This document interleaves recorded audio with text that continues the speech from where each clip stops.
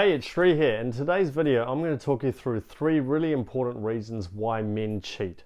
Now, before we dive in, I know that going through infidelity is just the ultimate pain, and it's probably bringing up a lot of deep-rooted fears inside of you.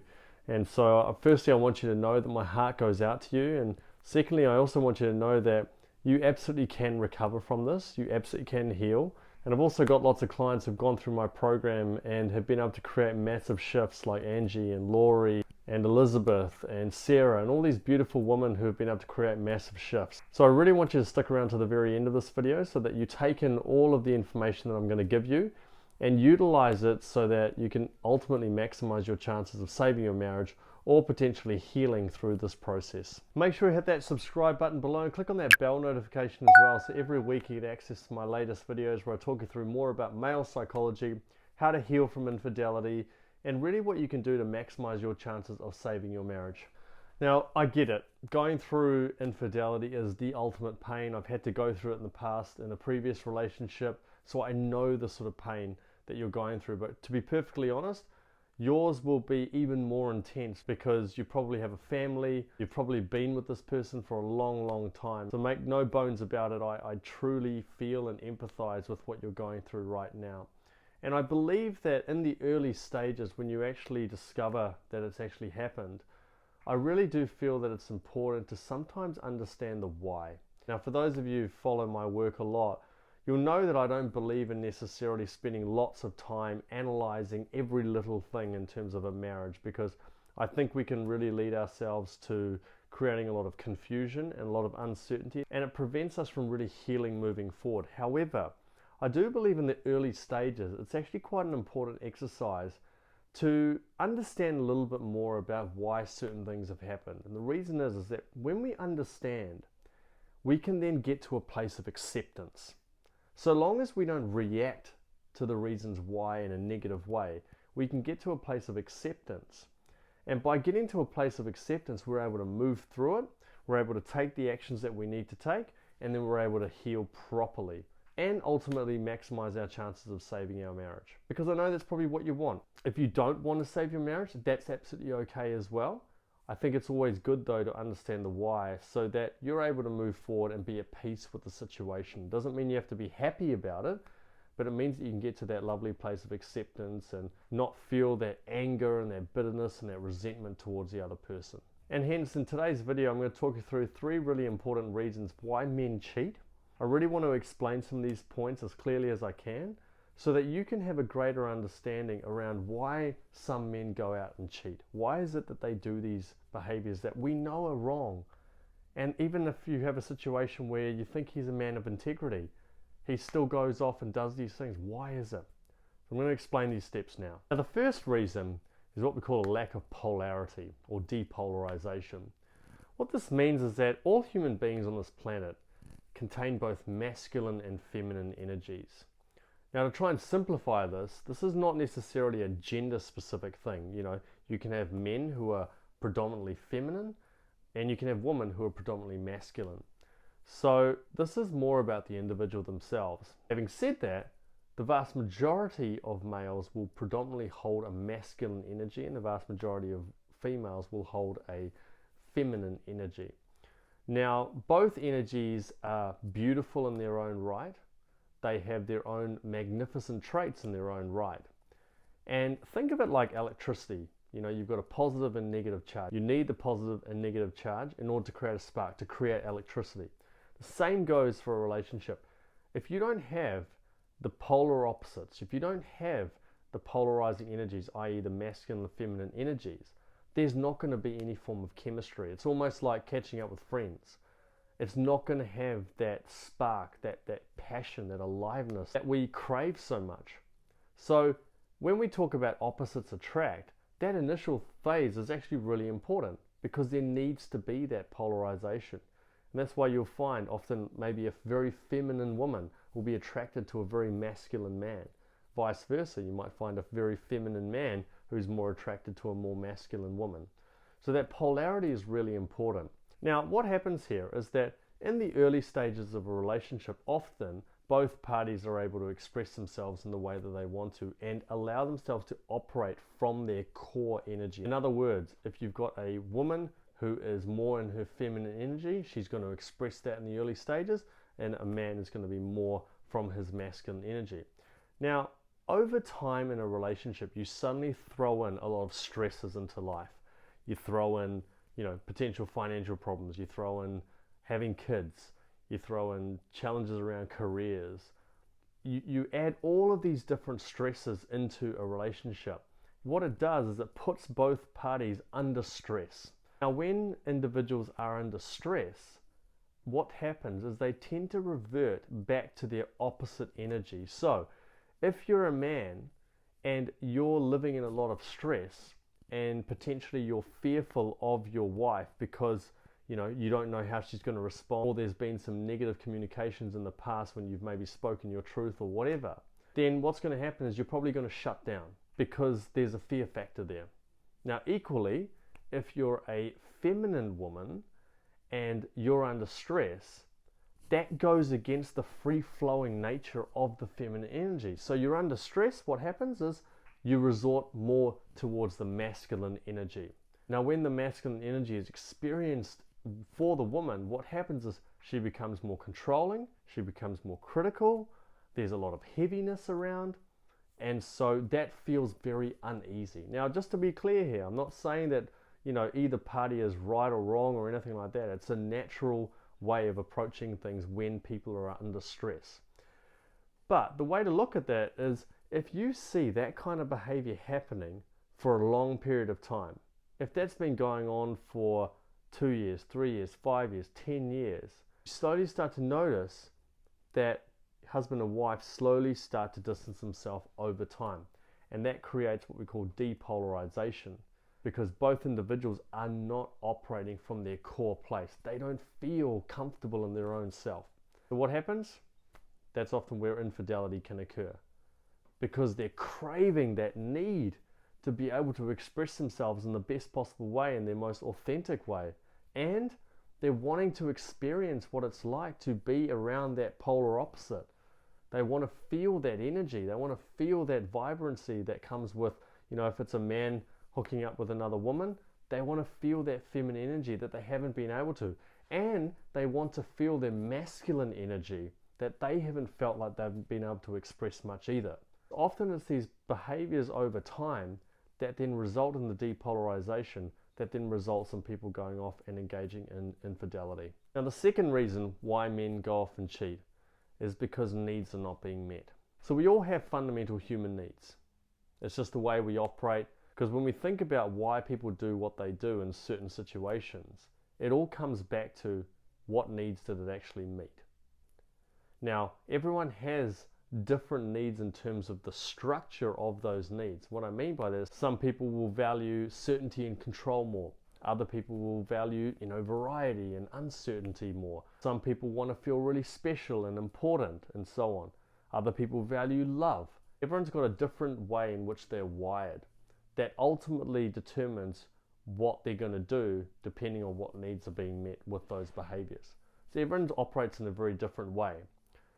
Now, the challenge is that in relationships, often we don't understand what the other person's needs are. We don't. If you think about the dating process, a lot of people don't actually take the time to really understand their partner at the deepest level. They coexist, they spend a bit of time together, may go and do a little bit of traveling from time to time, catch a movie on a Friday night, the odd date night, etc. But they're not going deep into understanding that person. Then after the honeymoon period ends, it ends up just being business as usual. One person will focus on their work, another person might focus on the kids, etc. And it just slowly results in a decline over time. And that decline will then ensure that needs are not being met. And that's when we start getting resistance. We start getting angry towards the other person. We start feeling emotions of frustration and hurt, and then we feel, hang on, am I missing out on something over there? And one of the key things to remember for a lot of men is that the need to feel significant and respected and unique and important is so critical. And I see a lot of men who don't actually feel significant, who don't really feel that special in the relationship. And what happens is over time, those emotions build up to a point where they act irrationally and they go off and do some of these things. Now, just to be clear, I'm not in any way condoning cheating, and I'm not in any way stating that this is your fault, because I will 100% guarantee you that your needs were probably not being met either. And so if I was speaking to him, I'd say the same thing. Needs were not being met, and that is exactly why you're not getting the kind of behavior that you want in the marriage. And when both parties' needs are not being met, that is a recipe for disaster. That is what causes relationships to fall apart. Now, if a man goes off and cheats, if he's not feeling significant or special or respected or anything like that in the marriage, once again, that's not a reason to go off and do those things, but it serves as an explanation how a person gets to that point. Now, the key thing here is that people will compromise their own values in order to meet their needs. I'll say that again. People will compromise their own values to meet their needs. This is the reason why you often see men who, are stand-up men who have integrity and then go off and cheat. Why do they do that? Because their needs are not being met. So you really want to take the time, in particular, to understand how significant did your man feel? How certain was he that you loved him? All of those things are really important to understand, because when you get the clarity on that, it's going to give you a real good understanding of what's actually going on and how it got to this current point. Once again, I'm never condoning infidelity, but I think there's always two sides to the story. So it's really important to understand the differences and understand which needs are not being met. Now, I won't go through all of them. I do go through all of the needs and go into a lot more depth around it in my program, the Authentic Relationship System. So if you do want to learn a little bit more, then feel free to click on that link which just says book a call with me, and then we can have a chat and discuss how we can possibly help you. But for now, if you can actually just take the time to step back and step into his shoes, literally step into those shoes and go, what is it that I am feeling from his perspective? How significant did I feel? How special did I feel? So you literally want to take the time to almost step into his own shoes, embody him and feel what it's like to be your husband, and understand how significant did he feel? How respected did he feel? How important did he feel? And that's going to give you some clues around why it is that he did what he did. Why that's important is it means that you can start to have some better conversations with him down the line about all of this. Now, the third reason why men go off and cheat is what we call emotional stacking.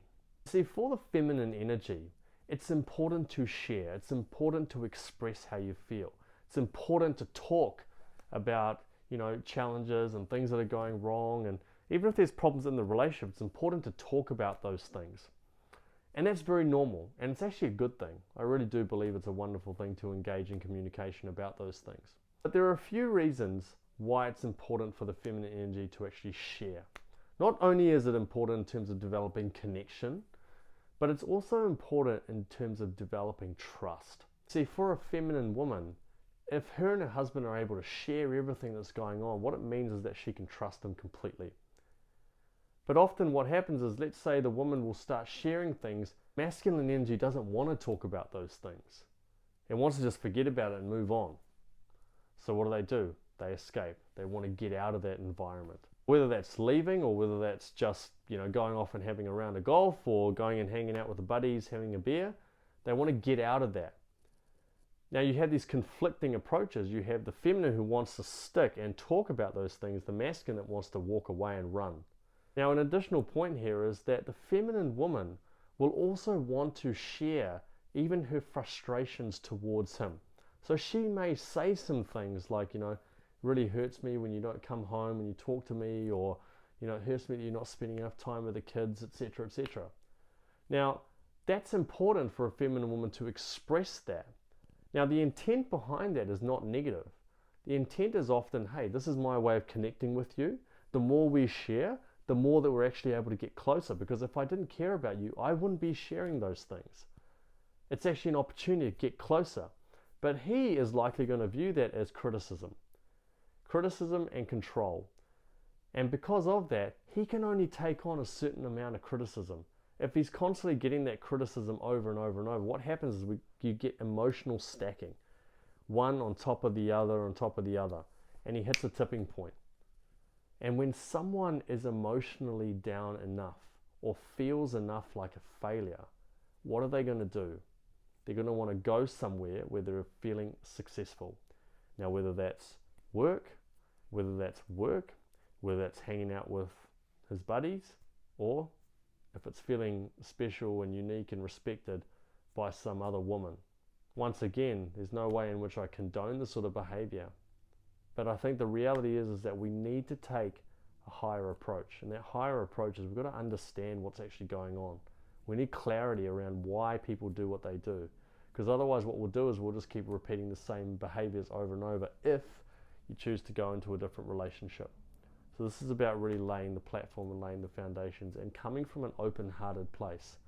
I really believe in my soul that people do the best that they can with the resources that they have. And some of us don't necessarily have the greatest resources. Some people don't know what to do. Some people don't know what to say. Some people haven't been equipped with the right tools to be able to manage things emotionally.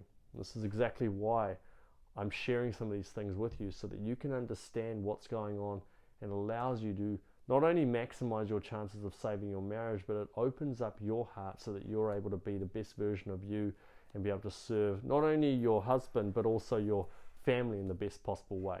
So I hope this gives you a little bit of insight into the male brain and just how that actually works in these situations. I know it can be a little bit confusing sometimes. So if you are in a position where you're wanting to go a little bit deeper into this, you're also wanting to create the healing from within so that you can move forward in the best possible way, whether that's staying in the marriage or walking away, then I'd love to be of service to you through my Authentic Relationship System training program, which is an amazing program where we go really, really deep into your growth, male psychology, but also the evolution of your marriage as well, so you can understand how you can actually take your marriage to a new level as well. So if it's something that feels right for you, if you connect with my work, then all you need to do is in the description section below, just click on that link where it says book a call with me.